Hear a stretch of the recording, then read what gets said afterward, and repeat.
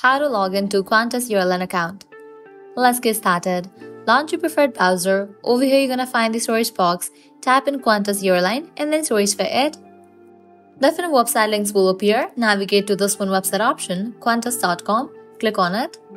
With that, you will be directed to the official website of it. Now at the top right corner, you're gonna see the option of login. Click on it. With that, login section will appear. Now from here, you can easily get access to your account. Provide your credentials. Go ahead and type in the membership number. Then type in the last name. Type in your PIN. In the case you have forgotten the number or the PIN, you can click on these options to recover it. If you want to save your login info, check in for the option of remember details. And once you fill this, click on login, and just for that, you will be logged into your account. So this way you can easily log into Qantas Airlines account. At the end, if you guys find this video helpful, don't forget to like, share and subscribe to our channel. Thanks for watching.